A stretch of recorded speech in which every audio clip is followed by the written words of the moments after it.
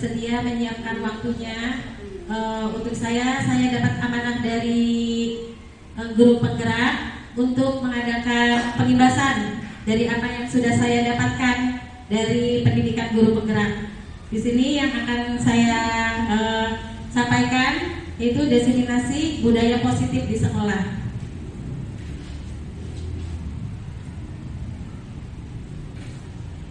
Perkenalkan, fasilitator saya Ibu Haja Ela Nurlaila SPD dan pengajar praktik saya itu Ibu Rina Dianawati SPD.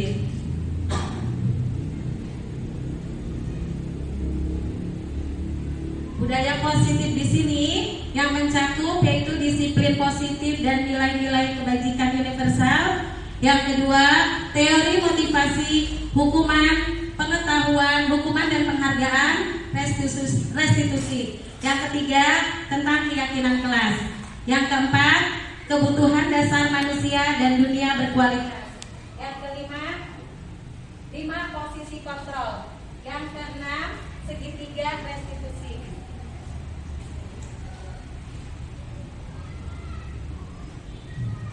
Materi yang pertama yaitu disiplin positif dan nilai-nilai kebajikan universal. Coba kegiatan pertama cobalah buka. Teman-teman semua, coba teman-teman kita buat dua kelompok berhadap-hadapan. Kita lakukan kegiatan cobalah buka. 2 kelompok berhadap-hadapan. Satu sebagai kelompok A, yang satunya sebagai A berhadapan. Satunya sebagai A, satunya sebagai B. Tugas yang A, satunya berlaku sebagai A, satunya bersikap sebagai B. Dan yang A itu, bayangkan yang A kepalkan tangan. Yang A bisa kepalkan tangan. Ya, kepalkan tangan dan bayangkan di tangan teman-teman ini. Ya boleh berhadapan aja A dan B. Berdua aja kayak Bu Suci di sana sama Bu Ati. Ya boleh. Satu aja. Yang A itu kepalkan tangan.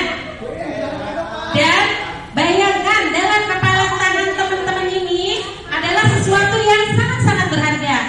Sesuatu yang sangat-sangat berharga dalam hidup teman-teman yang harus dijaga dan tidak boleh diberikan ke orang lain. Dan tugas yang B di sini, tugas teman yang B di sini yaitu untuk mengambil yang ada di kepalan tangan A. Bagaimanapun caranya, apakah itu dengan mengintimidasi atau memaksa atau merayu. Nah seperti itu, kegiatannya seperti itu. Jadi A mempertahankan, sedang B ingin merebut. Nah, dalam kegiatan ini adakah apa yang ingin teman-teman lakukan sebagai A? Yang sebagai A, apakah teman-teman yang sebagai A ini menyerahkan begitu saja atau bagaimana? Ada yang ingin mengutarakan pendapatnya untuk yang A? Ya, silakan. Mempertahankan. Tidak diberikan. Walaupun dengan merayu dengan memberikan segepok uang. Ya, bagus. Itu yang A ya, mempertahankan walaupun dengan segala macam cara. B ini ingin merebut, tapi A untuk Pak Agus ingin mempertahankan. Kalau yang dari B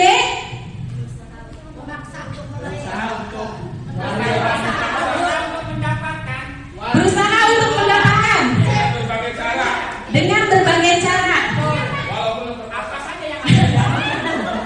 Walaupun memperkosa itu memaksa ya, dengan berbagai cara, walaupun dengan memaksa. Ya. Nah, di sini kita bisa lihat siapa yang memegang kendali.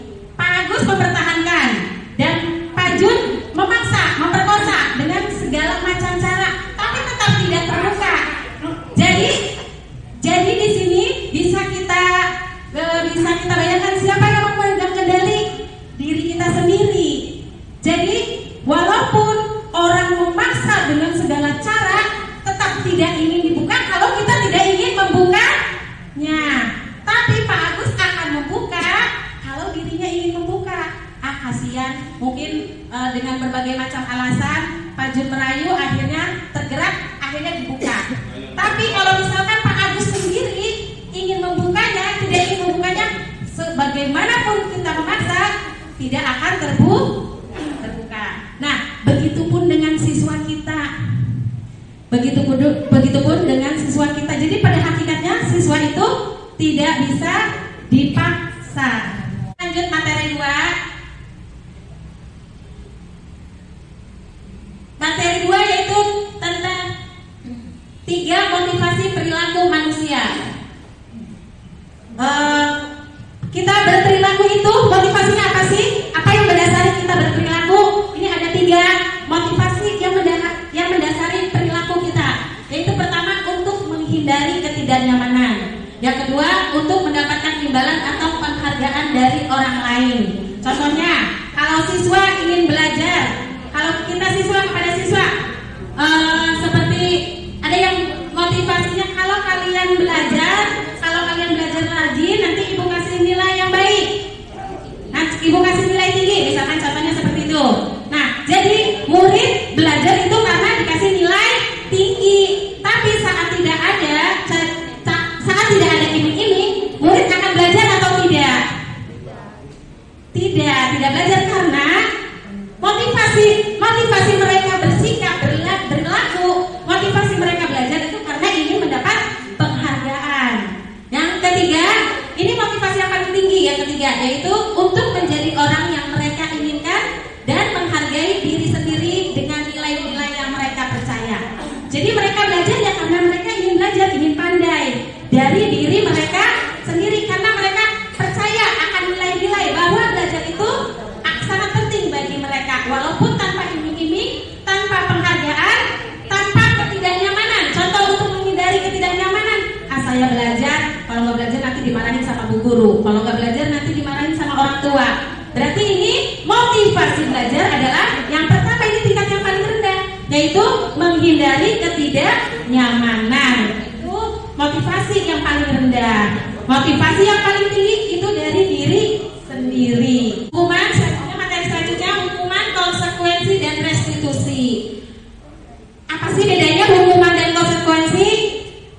Kalau hukuman itu bersifat tidak terencana, tiba-tiba. Kayak anak datang terlambat, terus kita sebagai guru yang posisinya selalu menghukum, kamu terlambat, sekarang berdiri di depan kelas. Contohnya itu, hukuman jadi tiba-tiba dan bersifat satu arah dari guru. Bersifat hukuman itu sumbernya dari guru. Sedangkan dan berupa hukuman itu bisa berupa fisik, bisa berupa psikis. Contohnya psikis itu dimarahi. Kamu lagi-lagi terlambat ya. Dengan begitu kan anak gitu ya, dimarahi sama guru. Nah, berupa fisik anak disetrap. Tuh, kalau konsekuensi bedanya sudah terencana. Artinya kita sudah terencana. Kalau seperti anak tahu kalau misalkan terlambat. Kalau terlambat berarti anak tidak disiplin. Dan konsekuensinya sebelum ada itu dibuat kesepakatan. Nanti ada ya materinya tentang kesepakatan kelas. Jadi ada konsekuensinya, sudah direncanakan. Kalau kamu mencoret-coret meja, kamu harus hapus. Itu konsekuensi. Dan selanjutnya sudah disepakati, diberikan berdasarkan suatu data yang umumnya dapat diukur. Selanjutnya murid tetap dibuat tidak nyaman untuk jangka waktu pendek. Guru memonitor murid. Tetap dihukum, tapi tidak seperti hukuman. Jadi konsekuensi dari perilaku siswa yang melanggar. Contohnya seperti tadi, siswa misalkan merobek buku teman, maka konsekuensinya dia harus mengganti. Itu konsekuensi, bukan berupa hukuman, karena konsekuensi dari perbuatan siswa. Selanjutnya nih, di sini ada. Menurut teman-teman, apakah ini hukuman atau konsekuensi? Misalkan guru bertindak menggantikan kertas tugas teman yang dicoret-coret. Konsekuensi, ya. Lari mengelilingi lapangan basket 2 kali karena terlambat hadir di sekolah. Ya, hukuman. Murid diminta untuk push up 15 kali karena tidak menggunakan masker di sekolah. Hukuman. Membersihkan coretan yang dibuatnya di meja tulis.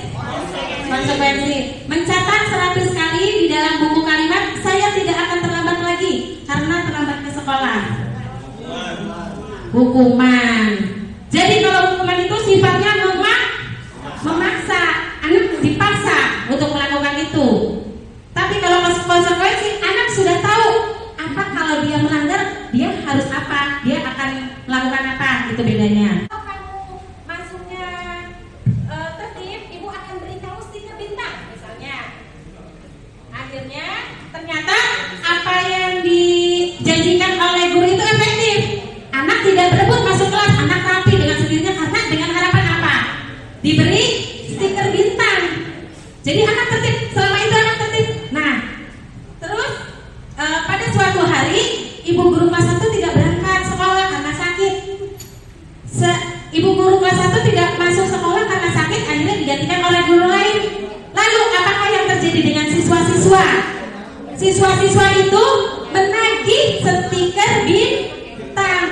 Dan karena gurunya yang tidak mengerti, guru yang menggantikannya tidak mengerti dan tidak diberikan stiker bintang, akhirnya anak kembali lagi ke sikapnya semula. Karena apa? Karena anak melakukan perbuatan itu karena atas penghargaan, bukan karena dari diri sendiri, bukan karena dari diri sendiri. Jadi seperti itu contohnya. Itu materi 3 ya, keyakinan kelas. Kenapa sih di sini disebutnya keyakinan kelas, bukan peraturan kelas? Kita buat keyakinan kelas. Kenapa keyakinan kelas? Kenapa bukan peraturan kelas? Di sini keyakinan kelas merupakan suatu yang dapat diterapkan di kelas tersebut, dibuat oleh siswa dan diyakini dapat dilakukan oleh murid di kelas tersebut. Mengapa kita memiliki peraturan tentang menggunakan, ini contohnya ya, contohnya keyakinan. Keyakinan kelas itu merupakan suatu keyakinan yang disepakati oleh murid bersama, dilakukan oleh murid dan konsekuensinya juga murid. Contohnya, kenapa sih kita memiliki peraturan tentang menggunakan helm saat berkendara motor? Kita memiliki keyakinan peraturan kalau berkendara motor lebih baik pakai helm. Kita berkeyakinan karena untuk keselamatan. Karena itu keyakinan kita. Keyakinan kita untuk kalau berkendara itu pakai helm karena kita yakin untuk keselamatan. Dan kenapa kita memiliki peraturan tentang pakai masker dan cuci tangan? Karena kita memiliki keyakinan untuk menjaga kesehatan. Nah, keselamatan dan kesehatan ini adalah sebuah keyakinan,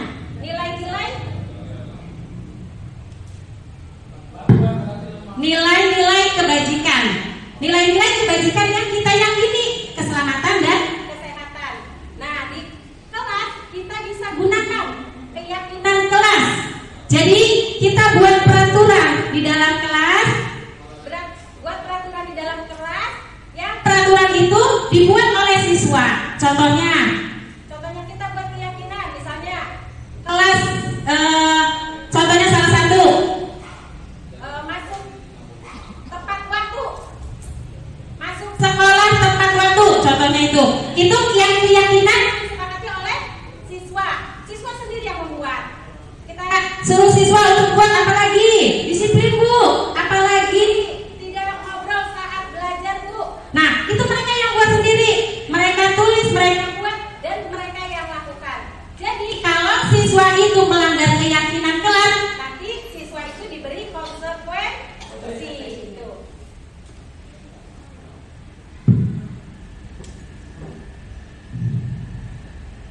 Nih, keyakinan kelas bersifat lebih abstrak daripada peraturan yang lebih rinci. Hendaknya tidak terlalu banyak sehingga mudah diingat. Contohnya disiplin. Satu kata aja, disiplin cukup. Terus berupa pernyataan universal. Disiplin itu mengandung seluruhnya. Ya, disiplin baju, disiplin waktu. Selanjutnya semua warga kelas hendaknya ikut berkontribusi dalam pembuatan keyakinan kelas. Jadi bukan hanya satu orang aja, tapi semuanya meyakini, semuanya membuat. Senantiasa dibuat dalam bentuk positif. Nih contohnya, contoh-contoh dari keyakinan kelas. Datang tepat waktu, bekerja di rumah, saling menghargai, tidak makan dan minum saat belajar, berbicara sopan, kalau bertanya mengangkat tangan, kalau keluar minta izin, disiplin. Ini adalah kata-kata kebajikan-kebajikan, nilai-nilai keyakinan kelas yang dibuat oleh siswa sendiri. Siswa yang membuat, disepakati oleh siswa. Dan nanti ditempelkan di kelas. Jadi saat belajar, siswa ini di dalam kelas harus mematuhi keyakinan kelas yang sudah disepakati. Itu contohnya. Kita coba bersama buat keyakinan kelas. Kita coba praktekkan ya teman-teman untuk membuat keyakinan kelas. Bisa tolong berhitung dari 1 sampai 5 ya. Dari Ibu Watiah. Siap. 2. Ke Ibu Tuti belakangnya. 3. Terus Bu Haji 4. 5. 6. Sampai 5 aja. Terus ini satu lagi Bu Yaya. 1. Ya, 2. Ibu ini Naya tuh 2. 3. Ya. 5. 1. 2. Pak Pasai 3. 3. 4. 4, 5. 1, 2, 3. Baik, sekarang yang angka 1, yang tadi menyebutkan angka 1 berkelompok sama angka 1 lagi. Yang menyebutkan angka 2 berkelompok sama angka 2. Yang 3 sama angka 3, yang 4 sama 4, yang 5 sama 5.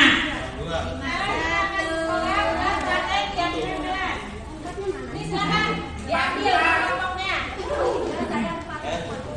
Yang tadi 1 sama 1. Nanti ditulis ya di atasnya kelompok 1. Ya boleh. Ini mana ini apa? 2.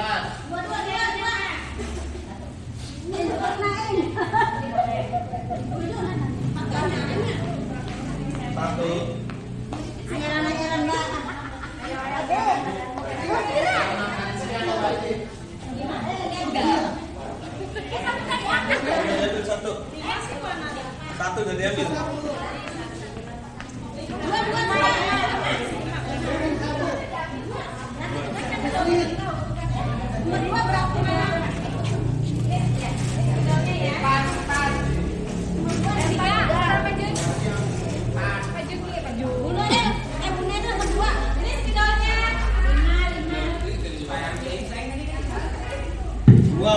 Teman-teman bisa membuat kesepakatan untuk membuat ya. Tugasnya di sini teman-teman tulis sebuah nilai-nilai positif keyakinan kelas. Teman-teman sepakati keyakinan kelas di sini yang akan teman-teman sepakati untuk dilaksanakan di kelas. Nanti kita buat seperti pohon. Nanti kalau sudah ini dibuat, tempelkan ini kan sudah ada ya, tinggal tempelkan aja. Jadi seperti kita buat pohon keyakinan kelas.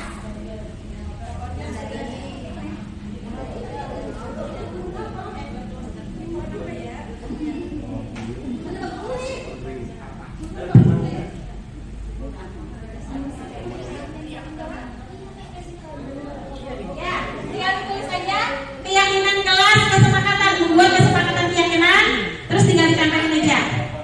Ini spidolnya, yang belum ada spidolnya, Terus itu contohnya seperti itu, tinggal buat aja keyakinan apa. Mau membuat keyakinan di kelas itu seperti apa? Apakah jangan ngobrol saat belajar?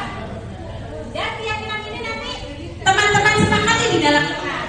Jadi saat belajar ya tidak boleh ngobrol karena sudah disepakati. Boleh? Bawa ke depan. Ya, terima kasih ya. Ini dari kelompok 1, Ibu Watiah, Pak Karim, Pak Agus, Bu Yaya, Ibu Tia. Terima kasih bagus sekali ya anak-anak, keyakinan kelas yang kalian sepakati. Dari kelompok 1 ini menyepakati sebuah keyakinan kelas. Datang tepat waktu, berarti nggak boleh telat ya kalau berangkat sekolah. Yang kedua, selalu berdoa sebelum belajar. Ya, bagus sekali. Yang ketiga, tidak mengobrol saat guru menjelaskan. Ya, bagus. Yang keempat, mengerjakan tugas. Jadi setiap ada tugas harus dikerjakan. Bagus sekali. Ini kalian yang